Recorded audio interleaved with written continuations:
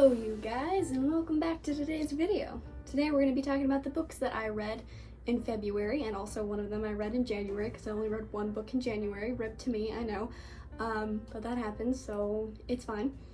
So we're going to be talking about those books, my thoughts, my feelings, and if I think that you should read them too. So let's just jump right into it.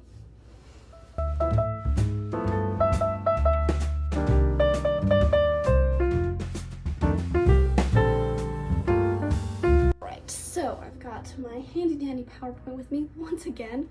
I really like doing that because then I actually remember what I thought about the book and I don't ramble on for a billion years. So let's just get right into it.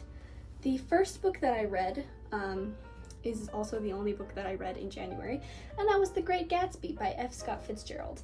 I gave this 3.5 out of 5 stars. The Great Gatsby is an American classic, and it tells the story of the fabulously wealthy J. Gatsby. Kind of his relationships, his friends, or not friends, I guess. I don't really know what you'd classify them as. And kind of his life in general. I read this book for one of my classes that I actually ended up dropping.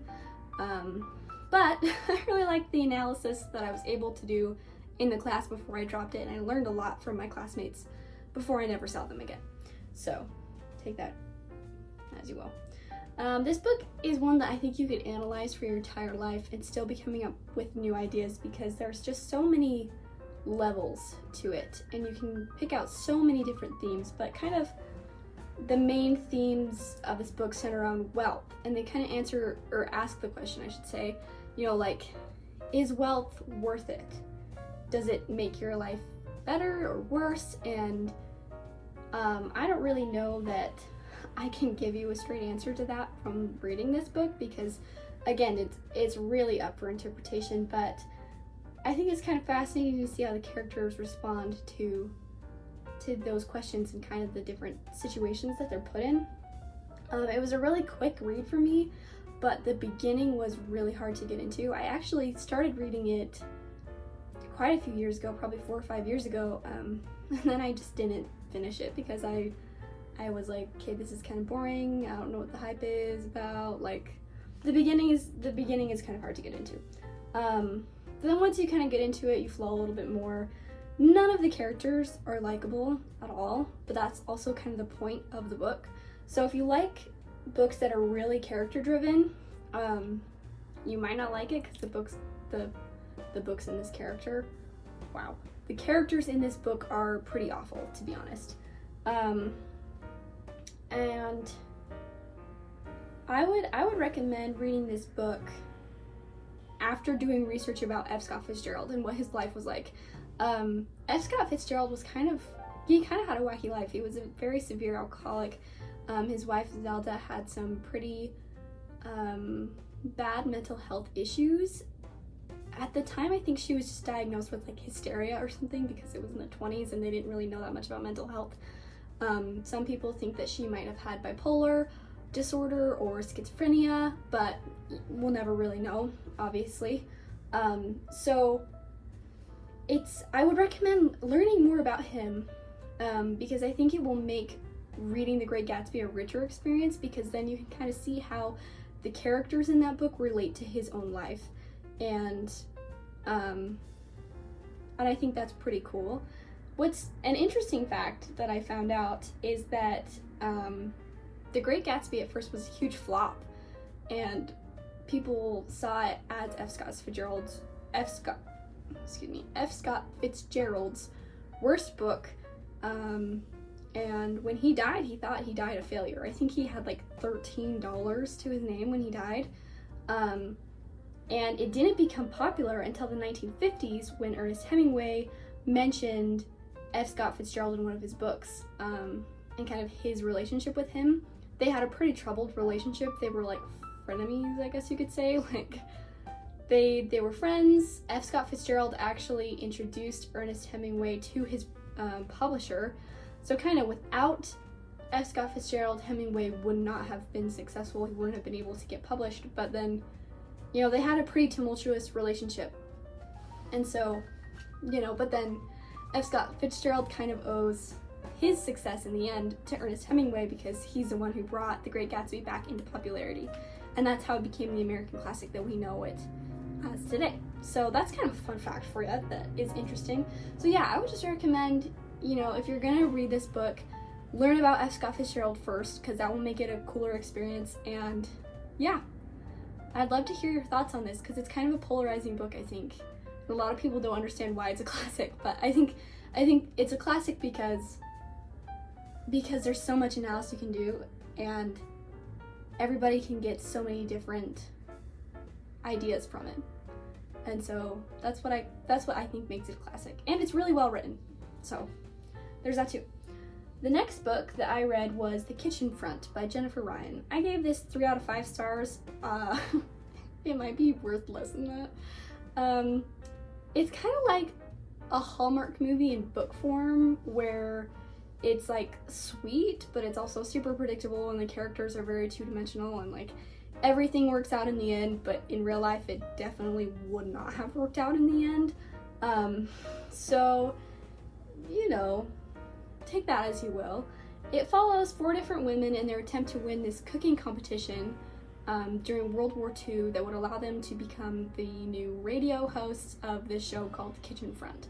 And the whole point of the show, The Kitchen Front, is to teach people how to use their rations to make meals that are still good, but without using too much of their rations or any foods that you couldn't get during war times.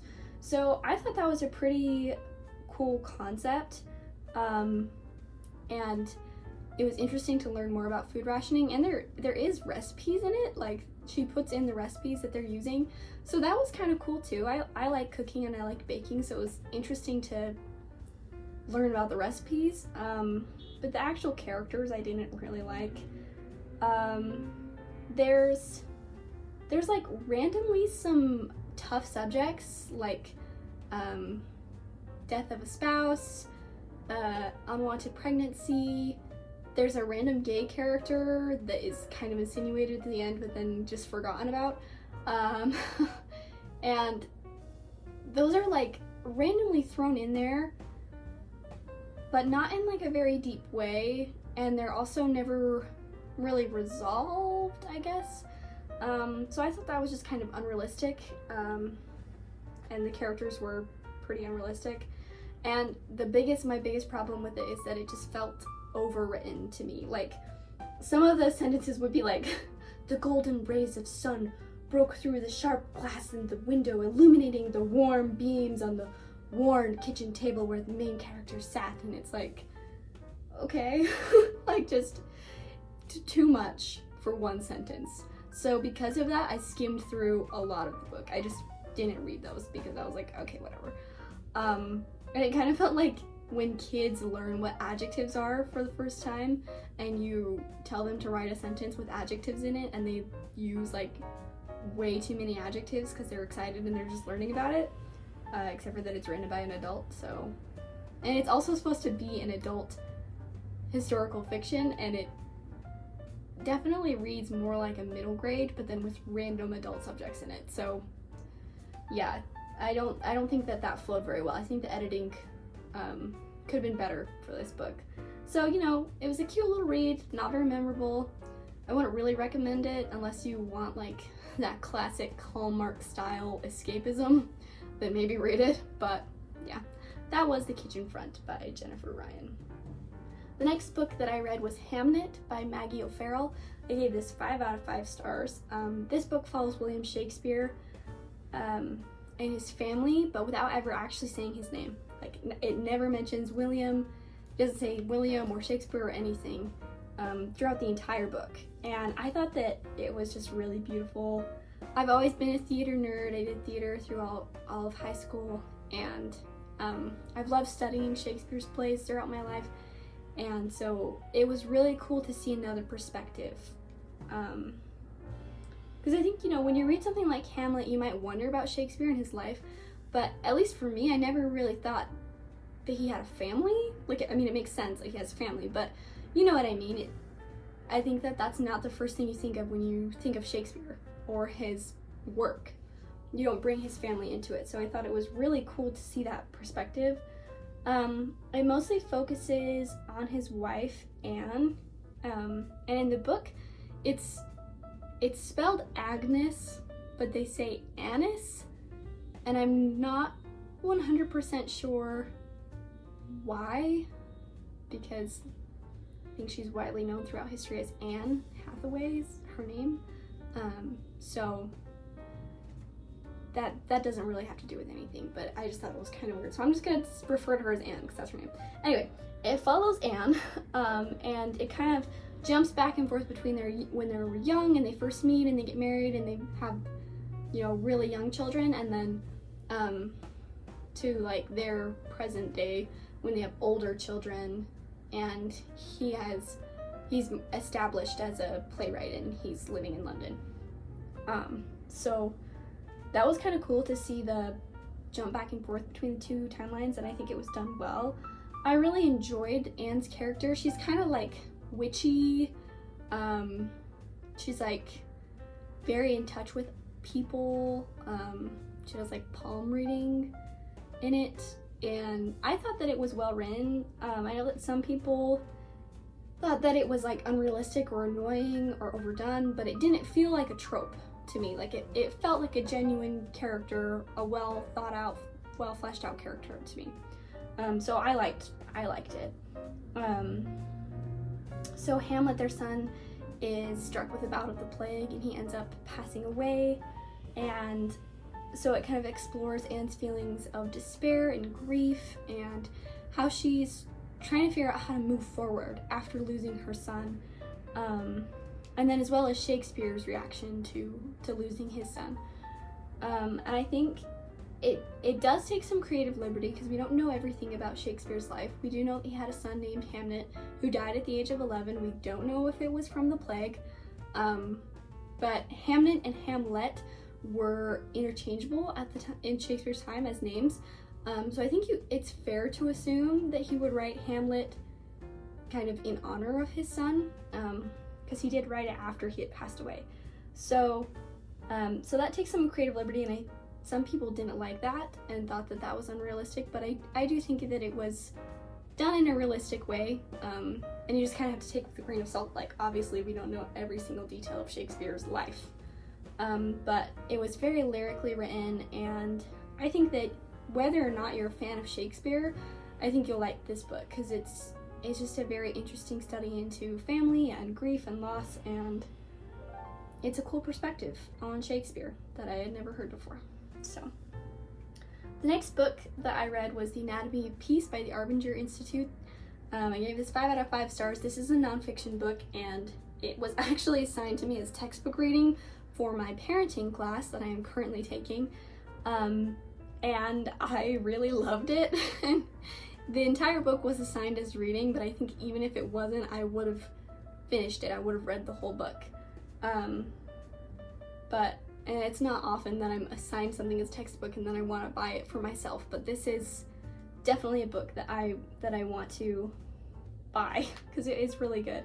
It basically teaches you about how to improve your relationships while also improving yourself, and it does this in a context of a fictional camp for troubled teenagers called Camp Moriah, where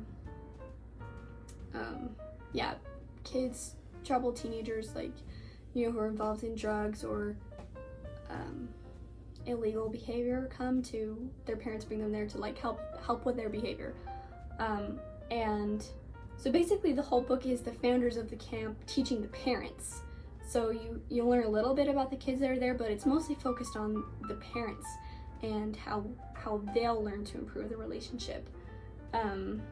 So I think it offers a really good opportunity for self-reflection, and I think it can apply to any relationship in your life, whether it's with your own children, or if you don't have children, it could be with a spouse, a friend, a parent, whoever. I think it really can apply to any relationship, and kind of the main point of the book is to see people as people instead of as objects, which I think we do without realizing it too often. So it kind of brings to your attention, like, hey, you know, are you seeing somebody as an object? Here's how you cannot see them as an object. So I really liked that, and I would really like to keep reading it and keep referencing it throughout my time as a mom. You know, right now all I have is little bean in my belly, and not, you know, I'm not really parenting yet. But I think that it's helpful to read, you know, before you have kids, and then I look forward to reading it throughout my time as a mom. So yeah, I highly recommend that you read this. It's a really great, and it's not like some nonfiction books are just boring, but this one was really fast-paced. It kept my attention, and I didn't find any of it boring. So the last book on this list is The Hitchhiker's Guide to the Galaxy by Douglas Adams, which I gave a 4.5 out of 5 stars. Wow, what a book this is. It's so silly, but like not in an annoying way. It's just fun. It was a super fast read for me. I read it in one day. I actually just finished reading it like an hour ago. And Adams has like a very distinct style of humor, but I think it really works, and he really knows how to use it. It wasn't like a laugh out loud, but just a generally like, this is kind of a funny book because it's just kind of silly. I thought it was really charming.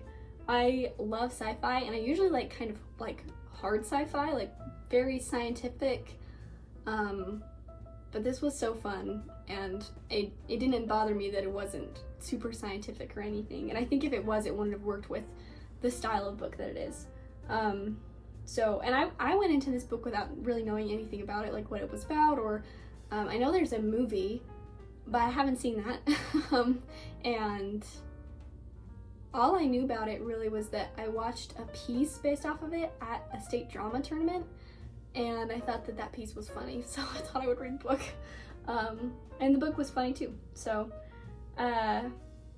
it's kind of hard to follow at the beginning because the alien names are alien-like. They're kind of long and silly, and so there were a few times that I was like, wait, who is this? Who are we talking about? Because of the way that the names are. But I was able to get into a rhythm pretty quickly, and then by the end of it I was able to know who we were talking about. So this book is the first in a series, and it just kind of ends. So I'm definitely going to be reading the other books. I was actually kind of confused when I got to the end of it because I didn't realize I had gotten to the end of the book. I was reading it as an ebook through the app Libby, which is a great app, by the way. You can just put in your library card, and then you can check out ebooks and audiobooks through your library. So you should get that app, and it's free and it's really cool. But I didn't realize I had gotten to the end of it because I was reading it in ebook format. So I was like, oh wait, oh, that's the end. Okay, so I'm definitely going to be reading the rest of the books. It's just a fun book. So I definitely recommend reading it for a fun time, because it's just kind of silly, but it's really charming. So yeah, so that is all of the books that I read in January and February. Not a ton, but I'm hoping to read more in March. I love reading, and I think that it really opens up opportunities for learning and hearing new perspectives. So if you have any books that you think I should read, please comment them down below, because I would love to have more reading suggestions. And if you've read any of the books that I mentioned, tell me what you thought about them, because I like to hear other people's perspectives as well on that. So anyway, if you liked this video, please like it, please subscribe for more videos like this, and I hope that you have a great day. Bye!